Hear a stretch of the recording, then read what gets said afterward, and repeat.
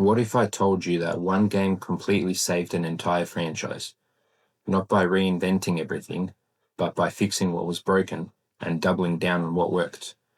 Assassin's Creed 2 might have done just that. But does this game still hold up in today's standards, or are we just blindsided by nostalgia? Stay tuned and we'll find out in the next 10 minutes or less. What's up guys, it's Christian here from 10 Minute XP, and today we're going to dive into Assassin's Creed 2. A game that didn't just improve on the original Assassin's Creed, but defined what the series would become for over a decade. Originally released in 2009, Assassin's Creed 2 introduced us to one of the most iconic characters in gaming history, dropped us into Renaissance Italy, and gave us a story that people still talk about today. To understand why Assassin's Creed 2 mattered so much, we need to rewind for a second. The original Assassin's Creed had a strong concept: historical cities, parkour, stealth assassinations, but it was also repetitive, shallow, and frustrating. Same missions, same structure, same gameplay loop, over and over again. Ubisoft knew they had something special, but they also knew it needed serious work. So instead of rushing out a sequel, they took over an extra year, and it paid off. Assassin's Creed 2 wasn't just a sequel, it was a course correction. And at the heart of that, it was about the story. You play as Ezio Auditore di Firenze, a young, arrogant nobleman living a carefree life in Florence. At the beginning, Ezio isn't an assassin. He's reckless, he's cocky, he's just a guy enjoying life. And that's exactly why his story works. When Ezio's father and brother are portrayed and executed, the game doesn't rush the moment, it lets it sit. You feel the anger, the confusion, the injustice. Ezio's journey is about revenge, yes, but it's also about growth. We watch him go from a hot-headed teenager to a calculated, wise assassin over the course of years, not hours, years. And that long-term character development is something the series really captured this well again. There is just something about the character that draws audiences into wanting to play and grow with Ezio. Ezio Auditore isn't just memorable because he's charming, he's memorable because we live almost his entire life with him. We meet Ezio as a teenager who's more interested in street fights and romance than responsibility. He's not noble in the heroic sense, he's reckless, impulsive, and emotional, and that's important. When tragedy hits, Ezio doesn't suddenly become a perfect assassin. He stumbles, he makes emotional decisions, he kills out of anger, not wisdom. Over time, through mentors like Mario Auditore and allies like Leonardo da Vinci, Ezio learns patience, purpose, and restraint. Leonardo, especially, grounds Ezio. He isn't just a quest NPC.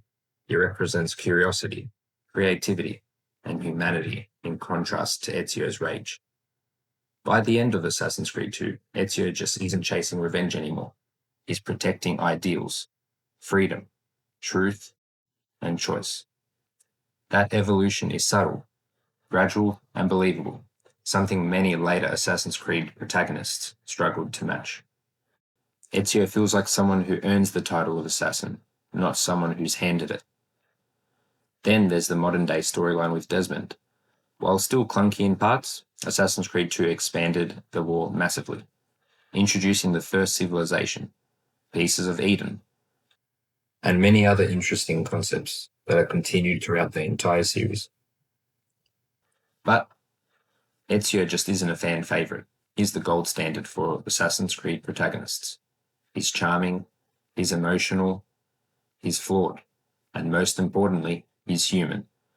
Ezio laughs, he jokes, he flirts, he makes mistakes. Unlike Altair, who was cold and distant, Ezio feels like someone you want to spend time with.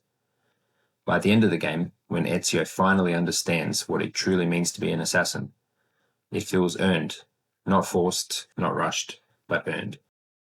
Now, let's talk gameplay, because this is where Assassin's Creed 2 absolutely shines.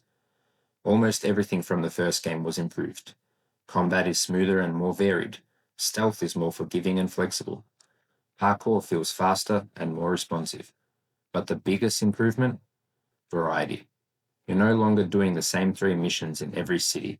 Instead, you get assassination contracts, races, beat-up events, courier missions, Templar hunts, tombs, and various puzzles, all fitted within the landscape of the Assassin's Creed universe. And speaking of tombs, the Assassin tombs are some of the best side story content the series has ever had. They're focused, they're challenging, and they actually test your movement skills. Plus, they reward you with Altair's armor, which feels like a real achievement. Stealth also becomes far more flexible. You can blend into crowds, hide on benches, use rooftop routes, break line of sight more easily. But the biggest gameplay upgrade might be the economy and progression. Money matters now. You earn florins, invest in shops, upgrade Monteriggioni, and unlock better gear. This creates a loop where exploration directly feeds progression.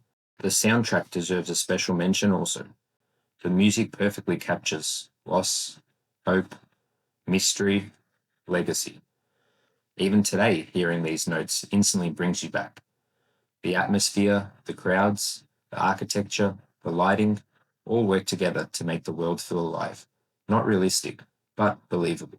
Renaissance Italy is the real star of Assassin's Creed 2.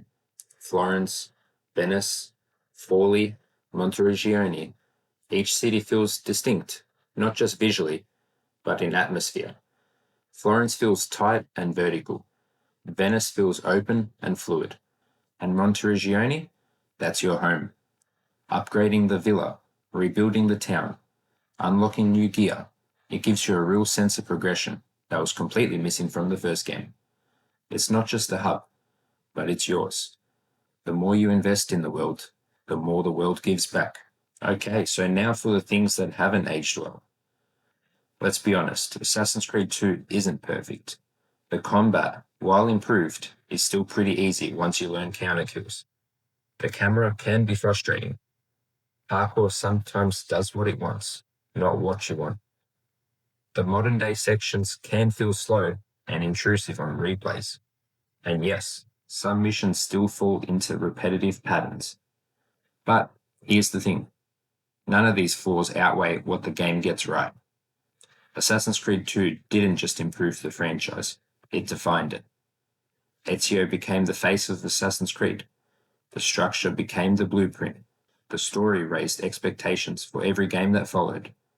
Even today, many fans, myself included, still consider Assassin's Creed 2 the peak of the series. Not because it's flawless, but because it has heart.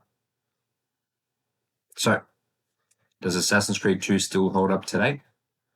Well, absolutely. If you've never played it, you should. And if you have, it might be time to return to Renaissance Italy one more time. And just a quick note for the people on PlayStation, you can also get a Platinum Trophy for this game, which will take you roughly 20 hours to complete, and is pretty easy. For me, it's a great trip down memory lane, and I recommend you give it a shot. That's it for today's XP. If you like this game review, give it a thumbs up and hit subscribe. It will greatly help my channel, and I appreciate the support. Check back soon for more 10-minute game reviews. Thanks for watching,